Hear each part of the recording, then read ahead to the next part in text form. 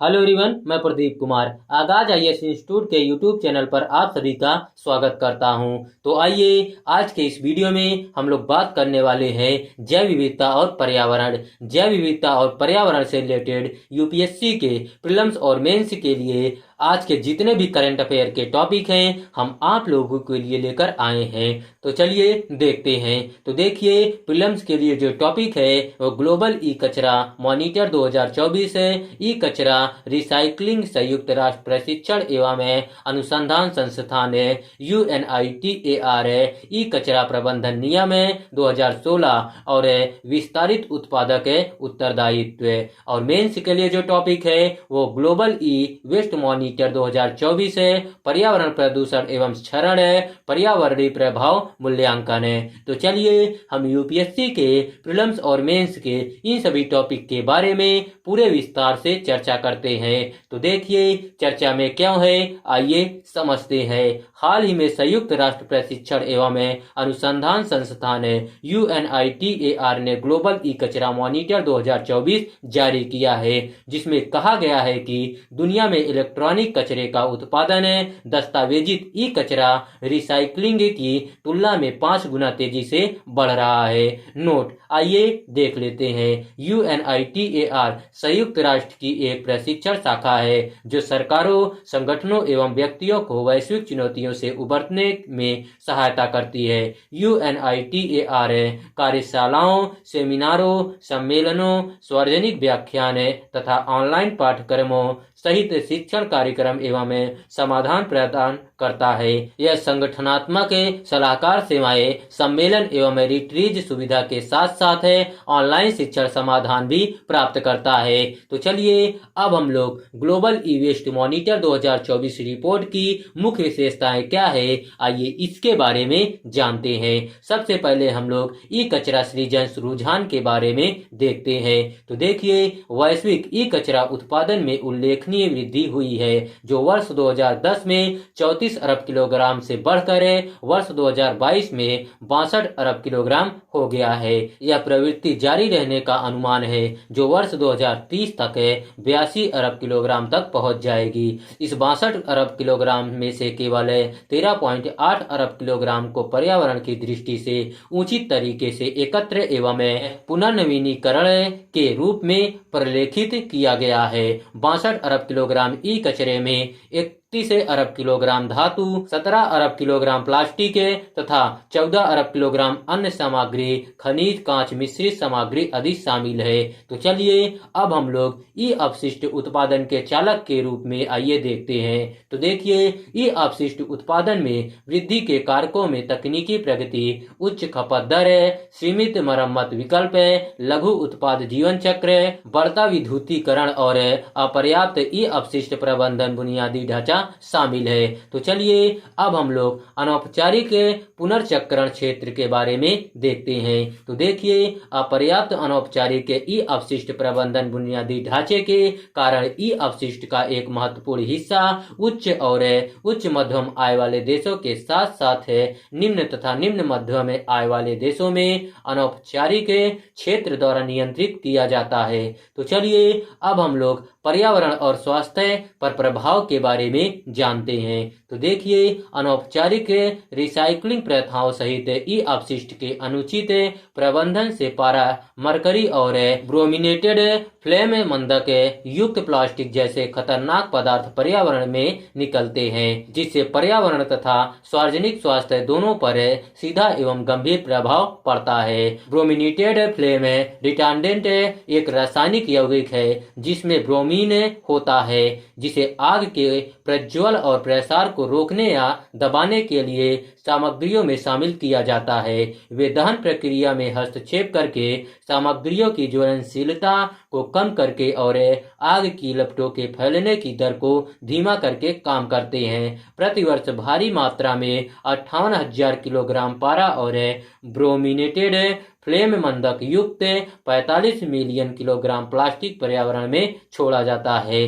तो चलिए अब हम लोग क्षेत्रीय असमानताएं के बारे में देखते हैं। तो देखिए, यूरोप में ई अपशिष्ट के प्रलेखित औपचारिक संग्रह और पुनर्चक्रण की दर सबसे अधिक 42.8% है, जबकि अफ्रीका कम मात्रा में ई अपशिष्ट उत्पन्न करने के बावजूद कम पुनर्चक्रण दर 1% से जूझ रहा है। भारत सहित एशिया वैश्विक ई अपशिष्ट का एक महत्वपूर्ण हिस्सा उत्पन्न करता है, लेकिन ई अपशिष्ट प्रबंधन में सीमित प्रगति हुई है। एशिया के देश दुनिया का लगभग आधा ई कचरा 30 अरब किलोग्राम उत्पन्न करते हैं, लेकिन उनमें से अपेक्षाकृत कुछ ने कानून बनाया है या स्पष्ट ई कचरा संग्रह लक्ष्य स्थापित किए हैं। तो चलिए अब हम लोग प्रति व्यक्ति ई अपशिष्ट उत्पादन और पुनर्चक्रण दर के बारे में जानते हैं। तो देखिए, यूरोप 17.6 किग्रा, ओशिनिया 16.1 किग्रा और अमेरिका 14.1 किग्रा ने 2022 में प्रति व्यक्ति सबसे अधिक मात्रा में ई कचरा उत्पन्न किया। उनके पास उच्चतम प्रलेखित प्रति व्यक्ति संग्रह और पुनर्चक्रण दर यूरोप में 7.53 किलोग्राम प्रति व्यक्ति, ओशिनिया में 6.66 किलोग्राम प्रति व्यक्ति तथा अमेरिका में 4.2 किलोग्राम प्रति व्यक्ति थी। ऐसा इसलिए था क्योंकि उनका संग्रह और पुनर्चक्रण बुनियादी ढांचा सबसे उन्नत था। तो चलिए अब हम लोग उपकरणों द्वारा पुनर्चक्रण दरें क्या है, आइए इसके बारे में जानते हैं। तो देखिए, तापमान विनिमय उपकरण और स्क्रीन तथा मॉनिटर जैसे भारी एवं भारी उपकरणों के लिए संग्रह व पुनर्चक्रण दरें सबसे अधिक है। इस प्रकार जबकि खिलौने, माइक्रोवेव ओवन, वैक्यूम क्लीनर और ई सिगरेट दुनिया के ई कचरे का 1/3 20 बिलियन किलोग्राम शामिल है, उनके लिए रिसाइकलिंग दर विश्व स्तर पर बहुत कम 12% है। छोटे आईटी और दूरसंचार उपकरण, laptop, mobile phone, GPS device तथा राउटर से 5 अरब किलोग्राम ई कचरा बनता है, लेकिन इसका केवल 22% ही औपचारिक रूप से एकत्र और पुनर्नवीनीकरण के रूप में प्रलेखित है। तो चलिए अब हम लोग नीति अपनाना देखते हैं। तो देखिए, 81 देशों ने ई अपशिष्ट नीति, कानून या विनियमन अपनाया है। 67 देशों में ई कचरे के लिए विस्तारित उत्पादक उत्तरदायित्व पर कानूनी प्रावधान है। अन्य 46 में ई कचरा संग्रहण दर लक्ष्य पर प्रावधान है। अंततः 36 देशों में ई कचरा पुनर्चक्रण दर लक्ष्य पर प्रावधान है। तो चलिए अब हम लोग ई अपशिष्ट क्या है, आइए इसके बारे में देखते हैं। तो देखिए, इलेक्ट्रॉनिक अपशिष्ट। ई अपशिष्ट एक सामान्य शब्द है जिसका प्रयोग सभी प्रकार के पुराने, खराब हो चुके या बेकार पड़े विद्युत और इलेक्ट्रॉनिक उपकरणों जैसे घरेलू उपकरण, कार्यालय सूचना एवं संचार उपकरण आदि का वर्णन करने के लिए किया जाता है। ई अपशिष्ट में सीमा, कैडमियम, पारद और निकल जैसी धातुओं सहित कई विषैले रसायन होते हैं। वर्तमान में वैश्विक स्तर पर भारत ई अपशिष्ट के सबसे बड़े उत्पादकों में केवल चीन और अमेरिका के बाद तीसरे स्थान पर है। भारत में ई अपशिष्ट की मात्रा में वर्ष 2021-22 में 1.6 मिलियन टन की उल्लेखनीय वृद्धि देखी गई है।